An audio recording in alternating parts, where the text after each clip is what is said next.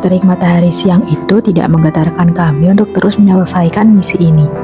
Malam nanti adalah uji nyali yang akan dilakukan di hutan perbatasan. Kita akan dipandu untuk melaksanakannya di sana. Sudah dipastikan aman karena pihak sekolah tidak melewati jalur perbatasan. Uji nyali ini untuk melatih mental ketahanan kita terhadap bahaya di alam bebas. Semua disetting dengan peragaan hantu dan ada yang menyamar hantu yang bertugas untuk menghantui para siswa. Para siswa diminta untuk mencari seseorang yang membawa kode tertentu. Mereka harus menanyakan kode itu kepada orang itu dan akan aman setelah melewatinya. Artinya, kita harus mencari kartu perlindungan yang berisi mantra untuk mencegah hantu itu. Sangat seru. Karena seperti memasuki rumah hantu tapi versi real di alam bebas. Perasaanku campur aduk dan senang karena merupakan hal baru bagiku. Semua siswa bergerak secara berurutan dan satu persatu memasuki hutan itu. Sangat memungkinkan kita membentuk kelompok dari berbagai regu di dalam hutan itu, tapi akan merasakan kesulitan jika kartu kita diketahui regu lain. Sekaligus menjaga rahasia kartu pelindung itu sampai titik terakhir. Jika siswa kehilangan kartu pelindung itu, maka dinyatakan tidak lolos ujian itu dan mengurangi skor regu. Aku melangkah perlahan melewati pohon pinus di dalam hutan itu. Hanya segelintir lampu remang penanda jalur. Aku terus mengikuti jalur itu. Aku menemukan berbagai jebakan di sana. Kuburan palsu yang di bawahnya terdapat hantu yang akan muncul jika melewatinya. Yang bener aja sampai kuburan dan bunga kuburan. Aku sedikit merinding seperti simulasi menyekar di tengah hutan. Aku terus melanjutkan langkahku. Samar kulihat ada pria berdiri di belakang pohon pinus itu. Terdapat tali yang dipegangnya. Sudah kupastikan itu jump scare selanjutnya. Aku melewatinya dengan santai. Tiba-tiba hantu palsu dijatuhkan dari pohon. Sudah ketahuan tadi, hahaha. Kalau sembunyi ya nggak terlihat, Kak. Aku meneriakinya dengan tertawa. Aku hanya mendengar suara jangkrik yang mengiringi langkahku. Aku sampai pada pria di jalur akhir. Katakan mantra dan beri kartunya. Aku memintanya. Petugas yang membawa kartu itu langsung memberi kartu dan mengucapkan mantranya. Kita harus mengingatnya, tidak boleh menulis. Pada tepat orang diri gantung di sungai jam 12 malam. Petugas itu mengatakannya hanya sekali. Yang bener aja kita disuruh ngerangkai sendiri. Ucapku sambil mengingat perkataannya. Orang di sungai gantung diri tepat pada jam 12 malam. Langsung aku merangkai kata itu di perjalanan menuju pos terakhir. Setelah aku keluar dari jalur uji nyali itu, terdengar suara teriakan ketakutan dari beberapa siswa putri. Aku tersenyum karena mendengar berbagai macam sautan teriakan.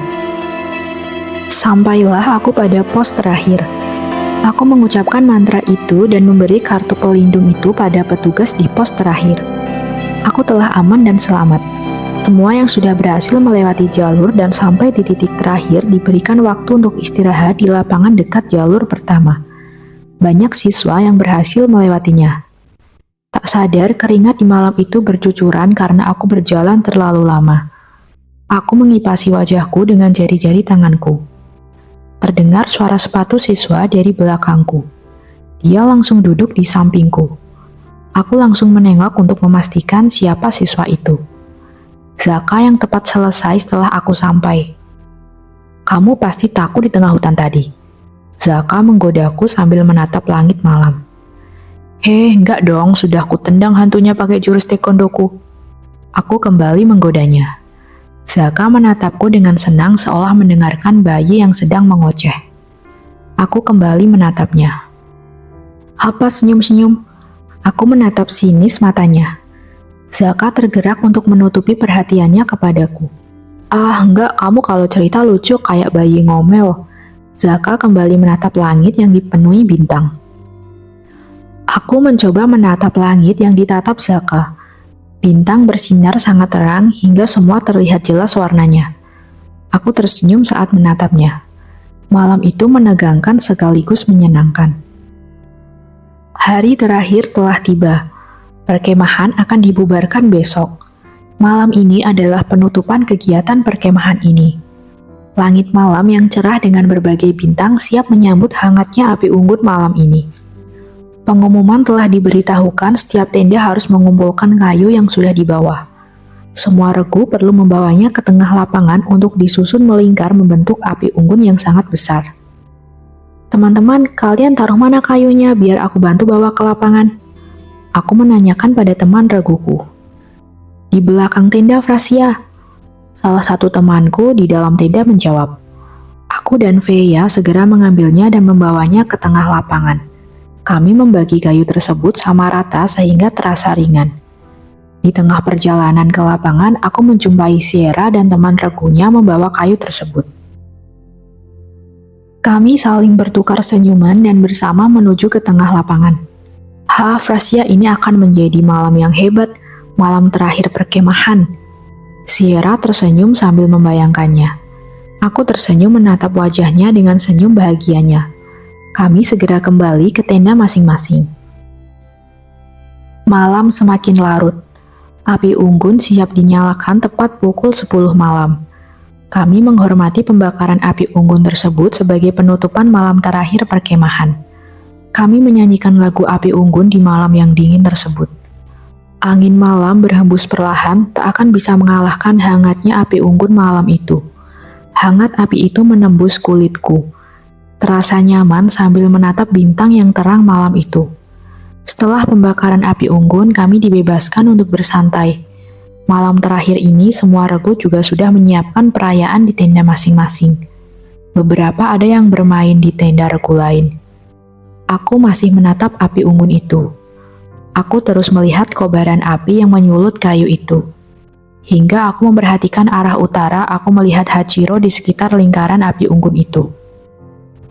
Hanya saja kita terhalang kobaran api itu.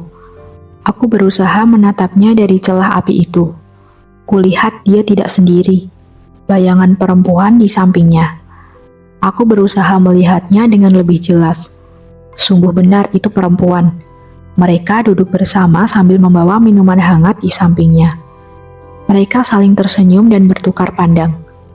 Aku hanya bisa menyaksikan melalui celah api unggun itu. Aku berdiri mati rasa malam itu. Rasa kaget memenuhi hati kecilku. Hingga aku tak sadar, aku meneteskan air mata. Aku tersadar setelah air mata itu jatuh.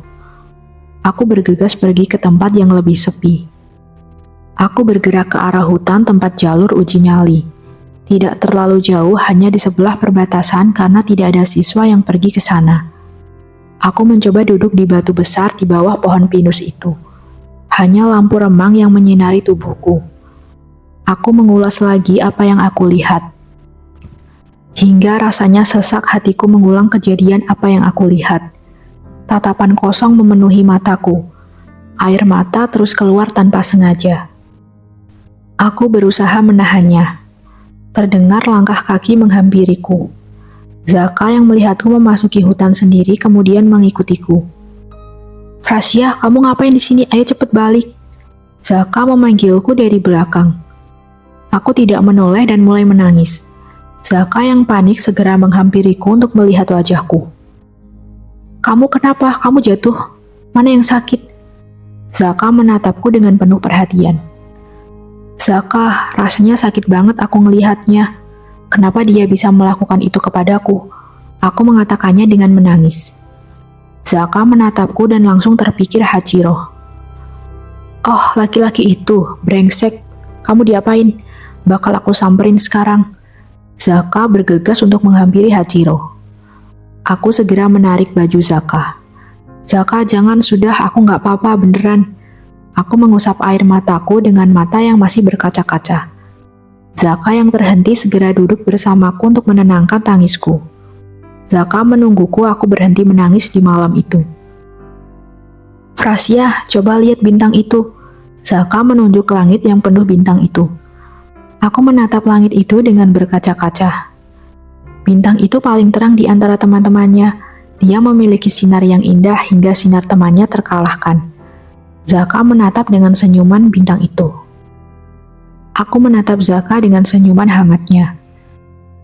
Kenapa harus kamu? Kenapa harus kamu yang selalu datang menemuiku? Aku bergumam dalam hati kecilku. Zaka mengantarkanku ke tendaku. Kami berjalan berdampingan keluar dari tenda itu. Aku berjalan sambil menunduk untuk menutupi sedihku.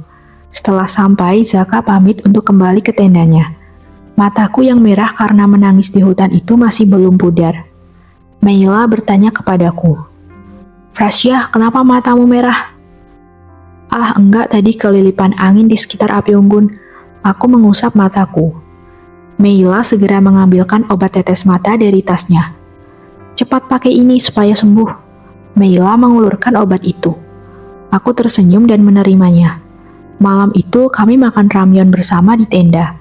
Aku memakan ramyeonku dengan penuh mati rasa. Rasanya aku tidak merasakan bumbu ada di kuah ramyeonku. Hambar rasanya setelah menyaksikan kejadian itu. Tatapan kosongku melahap ramyeon malam itu. Semua sudah jelas, aku harus tahu diri dan segera menjauhinya. Semua mati rasa dalam sekejap. Perkemahan telah dibubarkan. Kami mendapat libur 1 hari untuk menyiapkan fisik dan kembali sekolah esok harinya. Setelah keluar dari bumi perkemahan itu, rasanya jiwaku terbakar api unggun malam itu. Seakan aku pulang tanpa membawa jiwaku. Aku tidak tahu semua ini akan terjadi. Aku harus terbiasa menghadapinya. Libur 1 hari itu masih terasa menyakitkan bagiku. Esok paginya, aku bersiap berangkat sekolah. Aku keluar dari pintu kamarku dengan tatapan datar dan kekurangan semangat. Kenapa ini adik kakak? Kok tatapannya kosong begitu?" Kak Leon bertanya. "Ah, enggak, aku cuma lagi flu saja habis dari perkemahan kemarin." Aku mengusap hidungku. Kak Leon segera memberikan obat flu kepadaku. "Nanti diminum ya." Kak Leon menatapku khawatir. "Aku nanti pakai bus saja kak, gak usah antarin nanti. Kakak berangkat dulu saja." Kak Leon yang kaget karena permintaanku akhirnya menerima permintaanku. Aku berjalan menuju halte dengan tatapan kosong hingga aku menaiki bus itu. Earphone dan lagu yang kuputar tidak bisa mengalahkan rasa mati rasaku. Kapan rasa ini akan hilang? Kapan aku bisa melupakannya setelah kejadian malam itu? Apakah aku bisa bergerak dengan cepat untuk menjauhinya? Tapi kenapa semenyakitkan ini? Aku yang jatuh pertama dan aku yang tenggelam pertama. Apa aku menaruh kepingan itu terlalu banyak sehingga semua kepingan itu menusukku?